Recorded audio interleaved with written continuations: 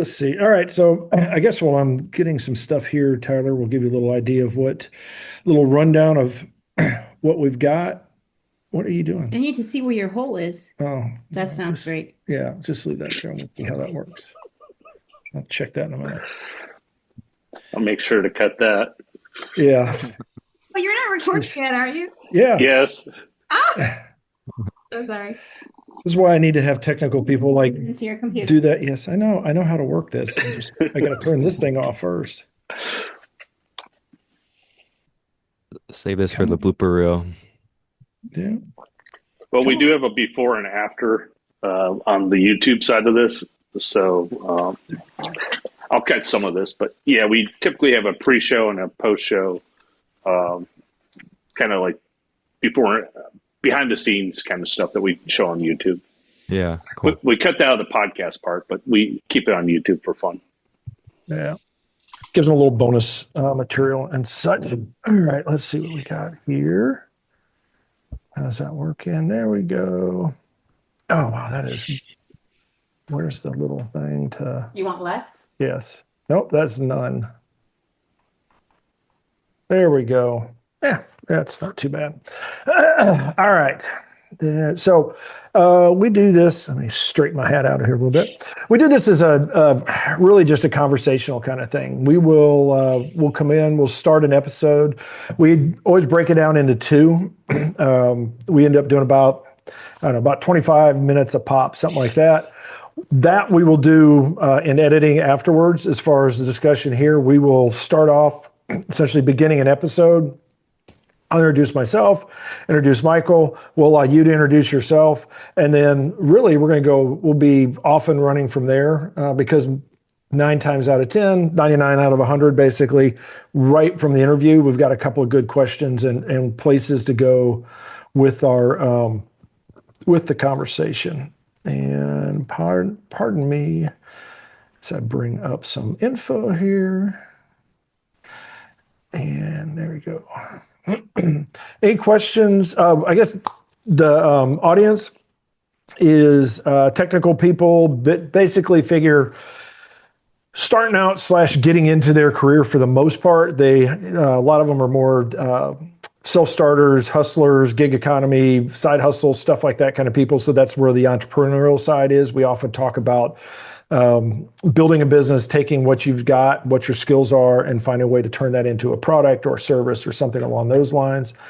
And then we go from there. So we go from there. We can get fairly technical sometimes from a business side as far as marketing and networking and things like that. We'll also talk about, we can get very deep sometimes on the programming side as well. So we end up sort of just leaving there's not a lot of constraints on how deep or how high you want to talk, essentially. How old is your audience range? Typically figure mid 20s, mid 30s, maybe late 30s, something like that. Yeah. Whatever that is. I'm not sure what generation that is now, but yeah, millennials, I guess. Yeah. So let's see. And then this is actually going to be the first interview in a new season.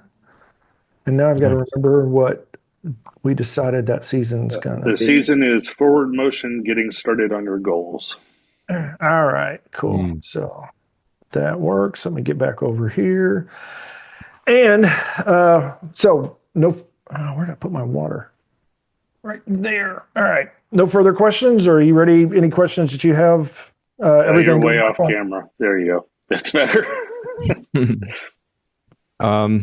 Yeah, so it sounds like you guys have some ideas on where you want to take it. How do you feel about me asking you questions about your careers? And I've looked into your book a little bit, Rob, and have your background, but I don't want to take it off track too far if that's not what you or the audience is interested in. I guess, is it more casual or do you want to make it more actionable? Casual is good. It's nice to have an action at the end, have something actionable that we'll throw at them. Usually we'll get that actually in the bonus, if nothing else. The trailing stuff we'll come back and just sort of say, as we're wrapping up, hey, what's one thing that you'd recommend, or something along those lines. Okay. And we will, before we close out the audio portion, the main portion of it is we'll ask for links and stuff like that. How can people best reach out to you? But if you've got questions, we can definitely keep it as a conversation. That would be a really cool new path to take. So I'm more than happy for us to do a little back and forth like that. Yeah, on my side, I've been thinking about a lot of the things you've written about happiness and developer productivity and how to level up as like a full stack developer in the sense of like life and your work. And so yeah, as I know you've thought about this more deeply and I've read your book sample, so I have a little snippet about it, but I'd like to hear after you've just talked to so many people who are trying to do this, like what you've learned. So however we can work that in, that's just something personally I'd be curious to hear about. Yeah, I think definitely we can find a way to we'll find a way to work that in for sure. Maybe that may be how we sort of like transition from a part one to a part two, something along those lines. All right, Mike is good, Mike. All right, so we'll go with our three. Boy, this has been a long time since I've done one of these. We've been down for like 3 weeks. Hello and welcome back. We are into our new season of Developreneur, Building Better Developers, and we are going to talk about quite a few things, talk to quite a few people this time around, as we did in the prior season. But first, let me introduce myself. My name is Rob Broadhead, one of the founders of Developreneur, also the founder of RB Consulting, where we help you leverage technology to do your business better, whatever that happens to be. Good thing, bad thing. Good thing is, it is, as I'm sitting here, a new year. So got through 2025. It was not a fun year for me. It was a lot of challenge, a lot of work. I am very much ready to look forward into 2026. Bad thing is 2025 is still like kicking my butt a little bit. I'm still like recovering from that. It's been a little bit of a slow burn getting out of it, but now it's starting to build that momentum and move forward, much like we're going to talk about this season. Getting unstuck, getting your momentum, perfect kind of thing as we start a year to start with things like, you have your resolutions and all that, and you've come through last year, like maybe I did. I got to the end of the year, got a decent, survived it, but also got some goals and some challenges for the year ahead. Not exactly where I want to be, and maybe that's what you can do, and you'll get some of this from our discussions this year. But first, one who is not stuck because he's going to forward motion himself right into this. Gosh, I've lost words. Right, introducing himself, Michael. Go for it. Hey everyone, my name is Michael Mlash. I'm one of the co-founders of Developreneur, Building Better Developers. I'm also the founder of Envision QA, where we build and test custom software designed around your business. Good things, bad things. Good things, we are in the new year. Things are off to a better start this year than last year. Bad thing, the weather in Tennessee still is so freaking unpredictable. We're freezing one day, warm the next. So allergies are already upon me. And today, our guest is Tyler Dane, and I'm going to let you go ahead and introduce yourself. So why don't you stand up and introduce yourself to the crowd there? Yeah, I'm already standing, but I'll tell you, I'm a developer of 10 years officially, but I've been coding for probably 14 or so. And recently I've been doing more of the entrepreneur stuff. So last year in the fall, quit my job and am going all in on the tool I currently have to bring it to market and get it profitable. So day to day, I'm doing a lot of coding, but also marketing and getting it off the ground. And that's a sweet spot. I think there's a lot of people out in the audience that are somehow related to that. We've either done that or are considering doing something like that. So I think I'll start with the big question is what prompted you to go ahead and dive, fully into this product? What is it that led up to this maybe? Yeah, I've gotten that a few times. And honestly, the completely honest answer is I was just sick of having a full-time job. You did not need to go full-time on this. I just feel like I don't like having a full-time job. I don't like being told what to do. I'm very stubborn. I have a big ego. And I had enough financial savings from my full-time job of the last 2 years when I was a lead engineer, when I said, okay, I have enough where I can give myself some padding to do this. But if you were just to be like responsible, I would say just keep moonlighting. Don't go full time and then try it out and see what the market says. But it was honestly, I was so sick of it, and nothing against the other job or the other employees. I still stay in touch with them and appreciate them a lot. It's just more of it just doesn't fit me, and I know that. And I had enough savings to allow myself to take another swing and make it work this time. Yeah, and I think that's again, it's one of those things that I think people struggle with a little bit because there's the love of your product. I think anybody that's building their own product, there's some sort of a love, there's a desire to get that thing out the door. And then there's the responsible side of, I've got to pay bills and things like that. And then also there's just whatever sort of loyalty that you have to an existing job. And then there's the fear of stepping out and saying, okay, now it sounds really cool. I'm going to be my own boss. Until day one, when you're your own boss, you're like, okay, well, all right, now what do I do? It's one of those things where sometimes it's very challenging to get out of bed and say, okay, now I've got to go to work when work is not anything that you've related to before. So I love that recommendation. Just say, keep trying out, do a little moonlighting of essentially sort of that side hustle where you've got your real job and allow yourself to work your way in. And that leads me to the next question. So you did this, as you were moving to leave your job and go into this full time, did you sort of put together a plan and a roadmap and say, all right, I'm working towards this day one when I'm my own boss, I'm going to go do this? Or did you leave your job and then say, okay, now I'm my own boss, I've got to figure out where I want to go from here? That's what I did the first time. So this is like my third time doing this pattern of thing, like get full-time job, get financially stable, get sick of it, quit. So this is round 3 for me. And round 1 was, I'm so great, I don't need to have a plan, I'm just going to quit and do it. And I didn't have a product, I didn't know what kind of person I wanted to serve. It was just like open free time, and I had no structure. And I kept the runway low, or my expenses low, and so I could extend the runway a lot. And I was in my mid-20s, so it like wasn't that tough to live frugally. But then I just never got anywhere, and the long delays and the lack of momentum and doing it yourself, all solo, it just wore me down. And this time, I do have a rough plan on who I want to serve, which is software engineers, which is why I was really excited to chat with you guys today, and a rough plan about what the product could look like, and a couple of problems to solve. And the product is out there now, one version of it. So it's an open source tool and anyone can use it, and we're going to pivot it to make it more useful. But I have a lot like set up. I have the analytics set up. I have a bunch of users I've talked to. I've got all the CI pipelines, and it's all deploying, and like I can ship something within 3 minutes if I want to.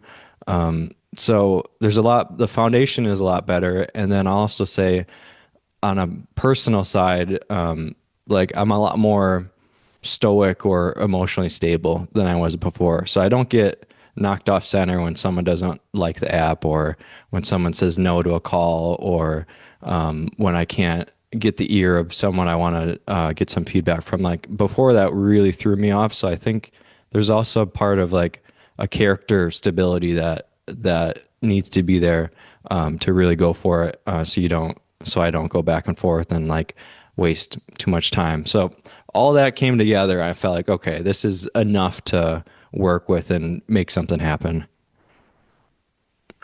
So you say this is your third attempt. So between the 3 different attempts, and in between, taking these jobs to get financially stable, we've all kind of done that.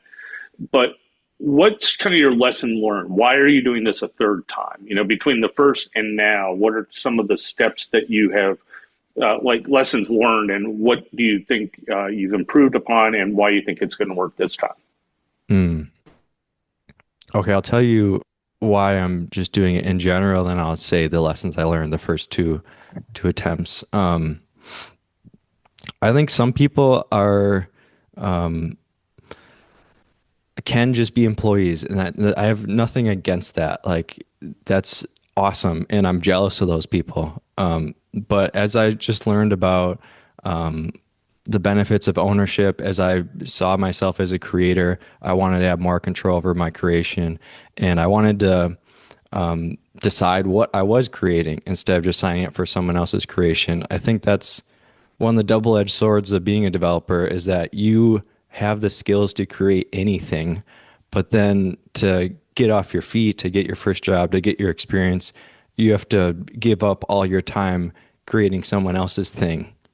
And that's a trade-off you make. And I felt like if I just stuck in that lane forever of creating someone else's thing and just getting better at the creation part, like the craft of it, I would just not be happy. Like I've proved that at job after job after job after job. So I just know that about myself. And so now it's just a matter of actually executing better than I did before, which goes to your second question. And the thing I keep coming back to is just speed. Like I didn't want it to be this conclusion. I wanted to have more balance or to just be really tuned into my judgment where anything I did was the right thing and I could just do it well and then I could go a little slower and still outcompete. But now I think it's just doing a lot and seeing what works, doubling down on what doesn't work or on what works, letting go of what doesn't work. And then just the sheer like violent volume lets you hone your judgment. So you do get to that point where you can decide what is the right thing to do and what isn't. But early on, I just didn't do enough. It took too long to ship. My users saw it. My teammates saw it. The potential people I was trying to recruit saw it. And I think that was the main thing. I was just not willing to work hard enough or long enough and do enough. So I'm flipping that this time. Now I've set up my whole life where it's all simple. All I need to do is have some good food, get some sunlight, do some exercise, and then I work. And that's my whole life now. And I'm at peace with that. It actually gives me a lot of joy living this way. So that's the main thing. Excellent. All right. So you talked about being a creator, and you talked about this is your third time, and you're working. You're basically putting all your eggs in your basket. You're focusing on your application. You're trying to get it out there. How did you come up with your current product, and how are you ensuring that you have a product that has a customer base, or how did you define the problem that you're solving, and that you actually that is a problem that people want to purchase? Yeah. I was building for myself. So I told you that first time I just quit and went out there without a plan. And I saw when I was doing that, I had no structure around my time. Like I went from having my full days with a bunch of product managers filling up my calendar with meetings and PR reviews and whatever. And then I quit and then I had nothing. And I saw myself just not having any accountability or direction. So I'm like, I need some structure now that I have full control of my time. But what I was seeing was the solutions were at the opposite ends of extremes. There was the kind of tools that wanted you to time block every minute of your day and like go all out. And then there were tools that like were too loose and didn't let you do enough. So I wanted a tool where I can hold myself accountable, but like not overdo it and be subservient to the tool itself. So that's what I started building, played around with a lot of different things. But the problem was trying to solve my own problem of not structuring my time well and being accountable, especially when you're solo. You can buy your own BS like so easily. So having some kind of a metric or tool or something to reflect reality back to you is really important.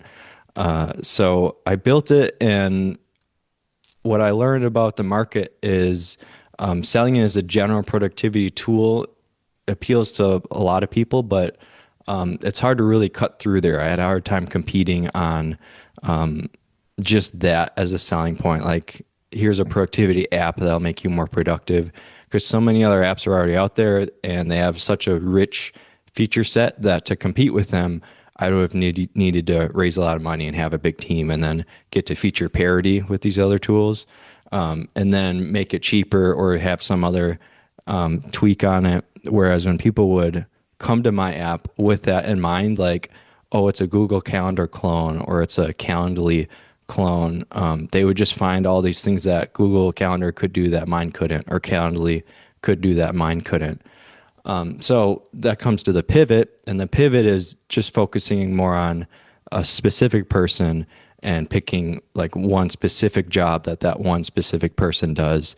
And so that's where I'm coming to coders, to developers, software engineers, and the problems I'm looking at are either writing the code, helping that workflow get better, or planning to write the code, like creating issues and structuring those. But that was a long-winded response. That's what came to mind.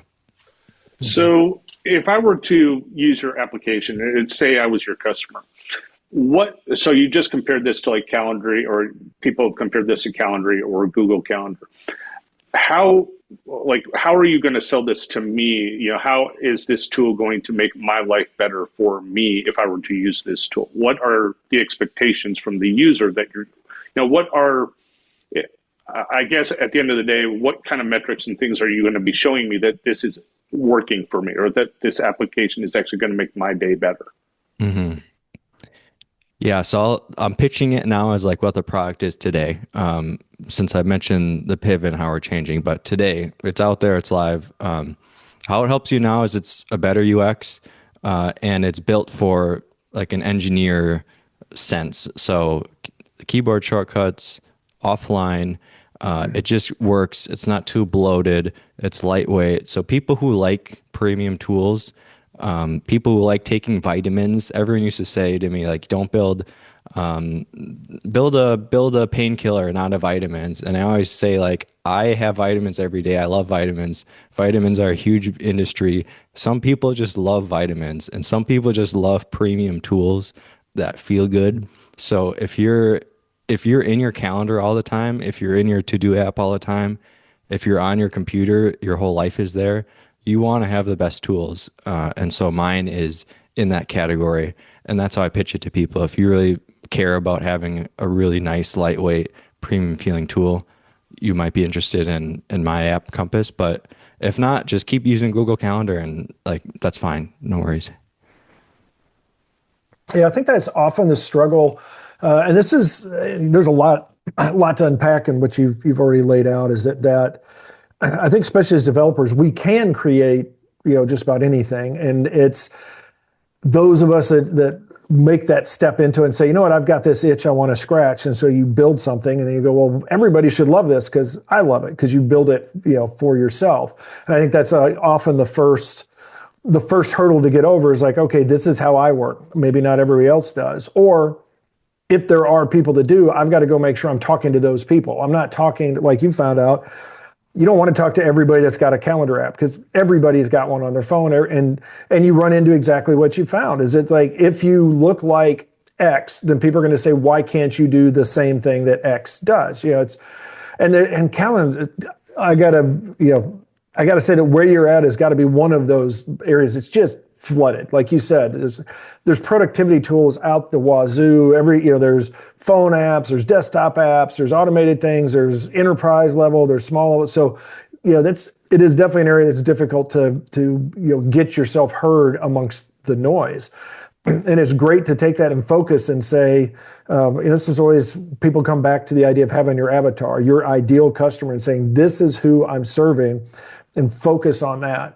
I think, people talk about riches in the niches and some of those kinds of things and niching down, but it's not about shrinking your available customers as much as it is making sure that you're laser focused on the customer that's going to most benefit from your product.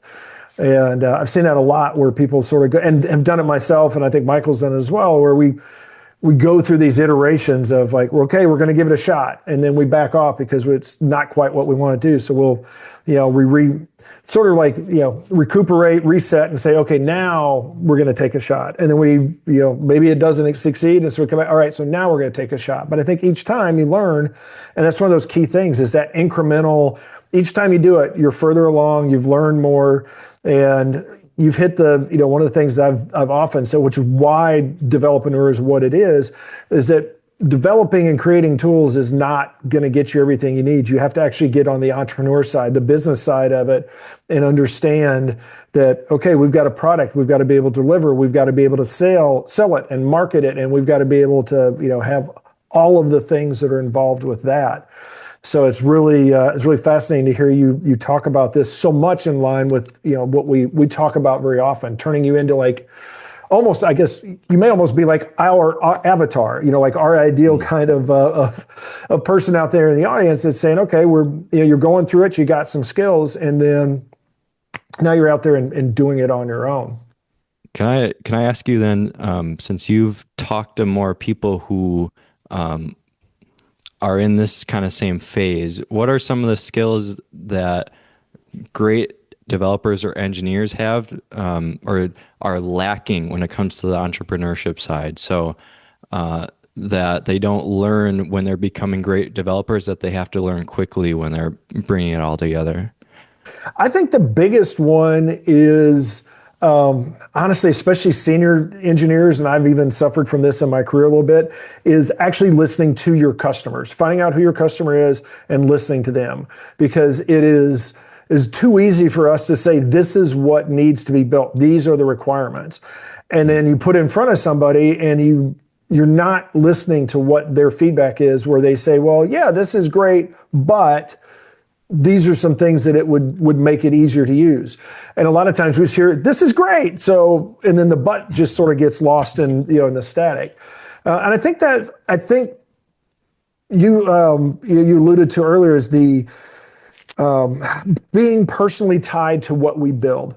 We've actually had, I think, almost whole seasons where we've talked about some of this, where it is very hard to be a creator and then have somebody say that your baby is ugly, but that's not, we need to not look at it that way, but instead to hear, oh, you've built something and somebody cares enough that they're giving you feedback. And so take that and say, okay, I'm going to serve that person by building that feedback back into my solution. And it's, when you're building it for yourself, that's one thing, because you know if you like it or not, and you can iterate through stuff and you can wash away the warts and stuff like that, because you say, well, at least it's doing what I want it to do. But if somebody's paying for a product or a service, then they have expectations, and you have to remember that that's part of it. And particularly, I think, coming out of corporate, we'll call it corporate America, being an employee, I think one of the hardest things is figuring out how to direct yourself, how to organize your time, how to know what your priorities are. Because it's, as you laid it out, like you'll have a project manager or a manager that says, this is the project you're working on, these are the requirements, this is the design, this is how it goes. And we love to complain about that as developers and say, well, nobody does it right, they're not doing this right, they didn't do enough of this, they did too much of that. But when we do it ourselves, now all of those things that I'll call it got for free, now have disappeared. We don't have a team. We don't have other people to ping stuff off of. We don't have software, all the tools and all of that kind of stuff. We don't have the freedom to take a day off unless now we're not getting paid when we take a day off. So it's a lot of those things that I think we run into, and it really is. It's just like, that's why I love the idea of a side hustle, is like forcing yourself to a schedule, even of like, I'm going to spend 5 hours a week on a Saturday, let's say, and do this work. And I'm going to make sure that I'm making it productive, because otherwise it's really easy for your backlog to never get addressed. Mm-hmm. For sure. Well, you, Michael? Yeah, the other problem with that is, and I've run into this multiple times, where you have this idea, you build this product, and you've got a customer in mind, and then you go out to find those customers, and you're not finding the right people, or you're not getting the right customer set. You're talking to people, yes, but the people you're talking to aren't your ideal customers. So the feedback you're getting can lead you to scope creep, or you end up changing your product to serve the wrong customer. And you got to be careful of that, especially this is your third iteration, but really at any iterated process or any time you're doing this, starting a side hustle, starting a business, you have this vision, you have this idea of your application. You may have already written the application. You have to be careful, as Rob mentioned, you have to listen to, yes, we like this, but, and you do have to pay attention to the but. You want to listen to the feedback. You want to listen to that criticism to find out, are you in the right niche? Is your product really serving the customer that you're after? But again, you also have to listen to make sure that the customer you're trying to serve, that you're talking to those customers and you're not talking to the wrong customer. It's kind of like that old saying, you know, build a better mousetrap and you'll lead the world to your door. The problem is there are too many mousetraps out there. You don't necessarily want to flood a market and be the app of everything, because you'll be the app for no one, because there's too much competition. You want to make sure that you find that niche, that your software is serving a purpose, it's solving a problem, and that you're getting in front of the right people for them, you know, for it to solve their problem and make their lives better. And that is where we're going to pause this interview. Oh, don't worry, we are not done. Tyler is going to continue to pick our brains while we continue to pick his. It's just a great little thing going on here. Had a great conversation with him. Really appreciate his time, and the questions he asked were excellent, and the experience that he's brought that he shared. I really appreciate that he's opened up and given us some of that, and it just sounds like a great guy to follow. So definitely reach out. The links will be in the show notes and things like that. So reach out, say hi, and maybe he can help you also be more productive and get to whatever product it is that you are creating. That being said, it's time for us to wrap this one up. We will be back before you know it with our next episode, but go out there and have yourself a great day, a great week, and we will talk to you next time.